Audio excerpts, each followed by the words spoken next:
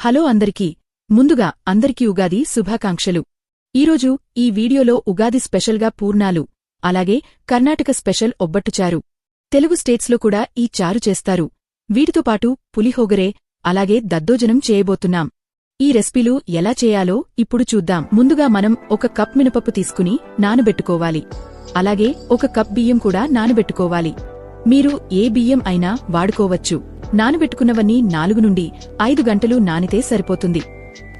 Next 2 కప్పుల కందిపప్పు తీసుకుని అరగంట నానబెట్టాలి. ఇప్పుడు మనం నానబెట్టుకున్న మినపప్పును ఇలా ఇడ్లీకి వేసినట్టు మెత్తగా మిక్సీ పట్టుకోవాలి. నెక్స్ట్ అలాగే బియ్యాన్ని కూడా మిక్సీకి వేసుకోవాలి. కొంచెం నీళ్లు వేసుకుంటే సరిపోతుంది, ఎక్కువ అవసరం లేదు. ఇలా ఈ విధంగా గరుకుగా మిక్సీ పట్టుకుంటే సరిపోతుంది. మిక్సీ పట్టిన పిండిని ఒక గిన్నెలోకి తీసుకుని దానిలో 1 స్పూన్ ఉప్పు, 1 స్పూన్ బెల్లం, కొంచెం సోడా ఉప్పు వేసుకుని బాగా మిక్స్ చేసుకుని 1 గంట పక్కన పెట్టాలి.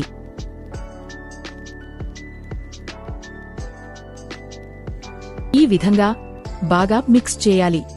ఇప్పుడు కందిపప్పును ఉడికించుకోవాలి. ఈ విధంగా మెత్తగా ఉడికించుకోవాలి. అందులో ఉన్న నీటిని తీసుకుని పక్కన పెట్టుకోవాలి. ఈ నీటిని మనము రెసిపీగా చేసుకుంటాం కాబట్టి పక్కన పెట్టుకుంటే సరిపోతుంది. నెక్స్ట్ స్టవ్ ఆన్ చేసి ఉడికించిన కందిపప్పు గిన్నె పెట్టి, ఇప్పుడు ఇందులో మనం 2 కప్పుల కందిపప్పు తీసుకున్నాం కదా, కాబట్టి ఇక్కడ 2 కప్పులు బెల్లం వేస్తున్నాం. ఇది అంతా మిక్స్ చేసుకోవాలి.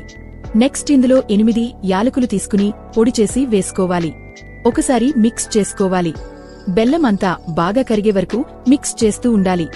ఈ విధంగా బెల్లం కరిగితే పప్పుకి తీపి బాగా పడుతుంది. ఇప్పుడు స్టవ్ ఆఫ్ చేసి ఇది అంతా చల్లారే వరకు పక్కన పెట్టుకోవాలి. ఇప్పుడు పప్పు అంతా చల్లారింది కాబట్టి మిక్సీలో వేసుకోవాలి. ఈ విధంగా మెత్తగా మిక్సీ పట్టుకోవాలి. మనం మిక్సీ వేసుకున్న పప్పును మీకు చూపిస్తున్న విధంగా చిన్న ఉండలు చేసుకోవాలి. మీరు కావాలంటే నెయ్యి కూడా వేసుకోవచ్చు. 1 గంట తర్వాత మనం పక్కన పెట్టిన పిండిని ఒకసారి బాగా మిక్స్ చేయాలి. ఇప్పుడు బాణలి పెట్టుకుని డీప్ ఫ్రైకి కావాల్సినంత ఆయిల్ పోసుకుని, ఆయిల్ వేడయ్యాక ఈ పిండిలో ఉండను వేసి ఈ విధంగా ఉండ అంతా పిండితో కవర్ అయ్యేలా ముంచి స్పూన్తో ఆయిల్లో వేయాలి. పూర్ణాలు అంతా పిండితో కవర్ అవ్వాలి. లేకపోతే పూర్ణం ఫెయిల్ అయి ఆయిల్ అంతా నల్లగా అయిపోతుంది. ఒకవేళ పూర్ణం ఫెయిల్ అయితే ఆయిల్లో పూర్ణం పిండితో కవర్ అవ్వకపోతే మళ్లీ పిండిలో ముంచి మళ్లీ వేయండి. ఇలా అన్ని ఉండలు వేసుకోవాలి. పూర్ణాలు ఈ విధంగా ఫ్రై అయితే సరిపోతుంది. చూశారు కదా, ఉగాది స్పెషల్గా మనం పూర్ణాలు ఎలా ప్రిపేర్ చేశామో ఈ విధంగా చేయండి, చాలా టేస్టీగా ఉంటాయి. ఇప్పుడు మనం ఒబ్బట్టు చారు చేయబోతున్నాం. ఒబ్బట్టు చారు కర్ణాటకలో ఎక్కువగా చేస్తారు. ఇది కర్ణాటక స్పెషల్ రెసిపీ. ముఖ్యంగా ఒబ్బట్టు చారును ఉగాది పండుగకి వండుతారు. ఆంధ్ర సైడ్ కూడా చేస్తారు. అయితే మన సైడ్ దీనిని పూర్ణం చారు అని అంటారు. చాలా టేస్టీగా ఉంటుంది. ఈ రెసిపీ ఎలా చేయాలో ఇప్పుడు చూద్దాం. ఇప్పుడు ఈ రెసిపీ కోసం మనం ఒక మీడియం సైజ్ ఉల్లిపాయ, 10 నుండి 12 వెల్లుల్లి రెబ్బలు, కారమున్నట్టయితే 3 నుండి 4 ఎండుమిరపకాయలు, చిన్న నిమ్మకాయ సైజ్ అంత చింతపండు, 1 టీ స్పూన్ జీలకర్ర, 5 లవంగాలు, 1 యాలక, 1 టీ స్పూన్ మిరియాలు, కరివేపాకు, కొంచెం కొత్తిమీర, 1 టీ స్పూన్ ధనియాలు, కొంచెం ఎండుకొబ్బరి, 2 మీడియం సైజ్ టమాటాలు కట్ చేసుకుని తీసుకుంటున్నాం. ఇప్పుడు బాణలి పెట్టుకుని 2 స్పూన్లు ఆయిల్ వేసుకుని, ఆయిల్ వేడయ్యాక ఎండుమిర్చి వేసుకోవాలి. కొంచెం వేగాక ఇందులో మిరియాలు వేసుకోవాలి.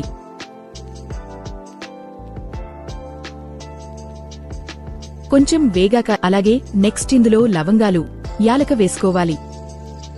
జీలకర్ర వేసి వేగనివ్వాలి. ధనియాలు వేసుకుని కలుపుకోవాలి. ఇలా అన్ని వేసుకుంటూ ఒక్కొక్కటి వేగనివ్వాలి. తర్వాత కరివేపాకు వేసుకోవాలి. నెక్స్ట్ వెల్లుల్లి రెబ్బలు వేసుకుని ఒకసారి కలుపుకున్నాక ఇందులో ఉల్లిపాయ వేసుకోవాలి.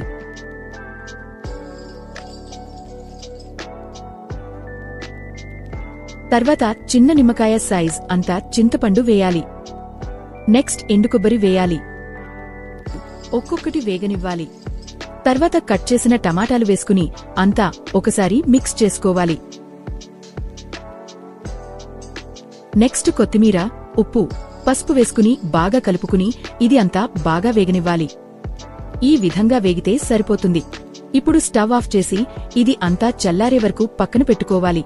ఇప్పుడు చల్లారాక ఇది అంతా మెత్తగా మిక్సీ పట్టుకోవాలి. నెక్స్ట్ గిన్నె పెట్టుకుని ఆయిల్ వేసి ఆయిల్ వేడయ్యాక ఆవాలు జీలకర్ర వేసుకుని చిటపటలాడాక చిటికెడు ఇంగువ వేయాలి. నెక్స్ట్ ఇందులో వెల్లుల్లి రెబ్బలు అలాగే ఎండుమిర్చి వేయాలి. కరివేపాకు కూడా వేసుకోవాలి. ఇవి కొంచెం ఫ్రై అయ్యాక నెక్స్ట్ ఇందులో ముందు ఫ్రై చేసి మిక్సీ వేసిన పేస్ట్ వేయాలి. ఒకసారి కలుపుకోవాలి.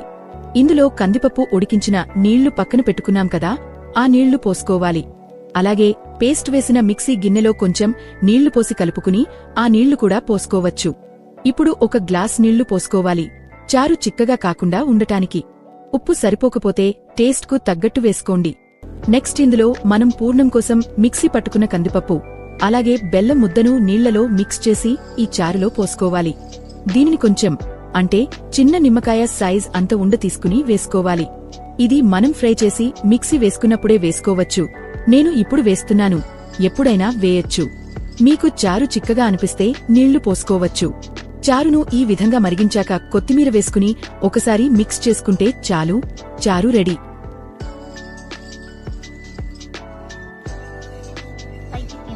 పొగరే చేస్తున్నాం. ముందుగానే రైస్ కుక్ చేసి ఉంచాము. సో ఇప్పుడు తాలింపు వేద్దాం. బానలు పెట్టి 2 స్పూన్స్ ఆయిల్ వేసుకోవాలి. ఆయిల్ వేడయ్యాక జీలకర్ర ఆవాలు వేసి చిటపటలాడాక ఇందులో కట్ చేసిన పచ్చిమిర్చి వేసుకోవాలి. అలాగే కరివేపాకు కూడా వేయాలి. ఒకసారి కలిపి ఇందులో 1/2 స్పూన్ పచ్చి శనగపప్పు మినపప్పు వేసుకుని అంతా బాగా వేగనివ్వాలి. ఈ విధంగా వేగితే సరిపోతుంది. ఇప్పుడు స్టవ్ ఆఫ్ చేసి ఇందులో పులిహోగరే పొడి 3 స్పూన్స్ వేసుకుని నిమిషం పాటు కలుపుకోవాలి. చల్లార్చిన రైస్ ని వేసుకుంటూ మిక్స్ చేసుకోవాలి. పొడిలో ఆల్రెడీ సాల్ట్ ఉంటుంది కాబట్టి సరిపోకపోతే వేసుకోవచ్చు. పులిహోగరే రెసిపీని కర్ణాటకలో ఎక్కువగా చేస్తారు. మీకు పులిహోగరే పొడి ఎలా ప్రిపేర్ చేయాలో తెలుసుకోవాలంటే కామెంట్ చేయండి. దానిమీద ఒక వీడియో చేస్తాము. ఇలా అంతా మిక్స్ చేసుకుంటే సరిపోతుంది. ఇది చాలా టేస్టీగా ఉంటుంది. ఈజీ అండ్ సింపుల్ రెసిపీ, మీరు కూడా ట్రై చేయండి. వీటితో పాటు దద్దోజనం కూడా చేశాము. కానీ ఇది ప్రసాదం కాదు, జస్ట్ భోజనం కోసం ప్రిపేర్ చేసిందే. ముందుగా బానలు పెట్టుకుని 2 స్పూన్లు ఆయిల్ వేసుకుని ఆయిల్ వేడయ్యాక ఆవాలు జీలకర్ర అలాగే మినపప్పు పచ్చిశనగప్పు వేసుకోవాలి. అవి వేగాక అందులో కట్ చేసిన పచ్చిమిర్చి అలాగే చిన్నగా కట్ చేసిన అల్లం ముక్కలు వేయాలి. అవి కొంచెం వేగాక ఇందులో వెల్లుల్లి అలాగే కట్ చేసిన ఉల్లిపాయలు కరివేపాకు కూడా వేసి ఒకసారి కలుపుకోవాలి.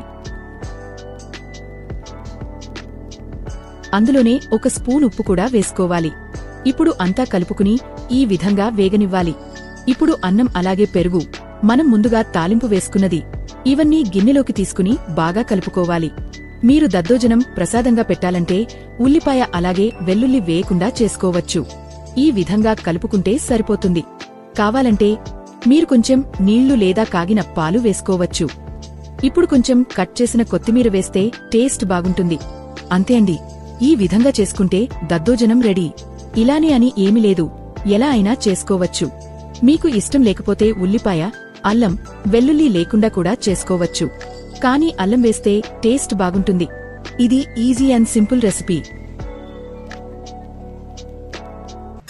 చూశారు కదా ఈ ఉగాది స్పెషల్గా చేసిన ఐటమ్స్.